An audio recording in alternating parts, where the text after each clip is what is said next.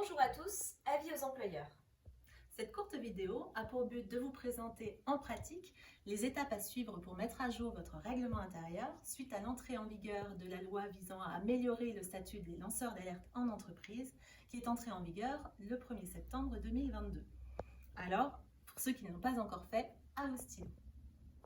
Alors, qu'est-ce qui doit être modifié? Vous devez désormais insérer une clause dans le règlement intérieur visant à informer les salariés qu'il existe un dispositif de protection des lanceurs d'alerte. Pour ce faire, dans le règlement intérieur, vous devez vous référer au texte de loi qui vise cette protection, mais également les dispositions du Code du travail qui s'y rapportent. Pas nécessaire de reprendre textuellement les articles du Code du travail, mais simplement d'y faire référence dans le cœur du règlement, tout simplement.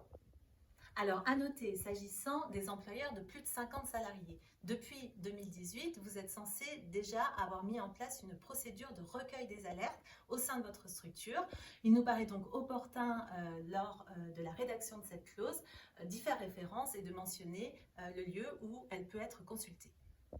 Alors, deuxième modification, il convient aujourd'hui d'actualiser les dispositions du Code du travail qui ont été impactées par ces nouvelles dispositions légales, notamment tout ce qui est définition du harcèlement moral, le harcèlement sexuel, etc. Pour ce faire, vous pouvez bien évidemment aller sur le site de Légifrance et reprendre cette fois-ci l'intégralité des dispositions du Code, tout simplement. Donc vous le voyez, ce règlement intérieur, vous allez devoir le modifier à plusieurs endroits, ajouter une clause, en modifier certaines déjà existantes. Il nous paraît donc assez opportun de profiter de cette occasion pour réaliser un véritable toilettage de votre règlement intérieur avant de procéder aux formalités de dépôt. Alors, maintenant qu'on vous a donné les modifications à opérer dans le règlement, on va vous indiquer la marche à suivre. Alors, vous devez soumettre à votre CSE, s'il en existe un, le projet de règlement intérieur que vous avez fait pour consultation. Et après, vous pourrez procéder aux opérations de dépôt et de publicité. On vous a mis une infographie qui permet cette explication. Vous devrez donc déposer un exemplaire auprès du conseil de prud'homme dont dépend votre structure, mais également 2 exemplaires avec l'avis du CSE auprès de l'autorité administrative. Et une fois que vous aurez procédé à ces opérations, vous pourrez bien évidemment procéder à son affichage ou à cette communication aux salariés par mail ou par intranet sans difficulté.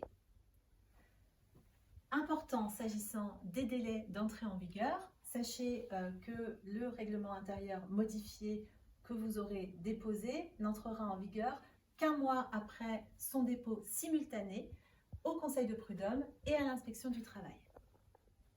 Sans transition, il est temps de nous présenter.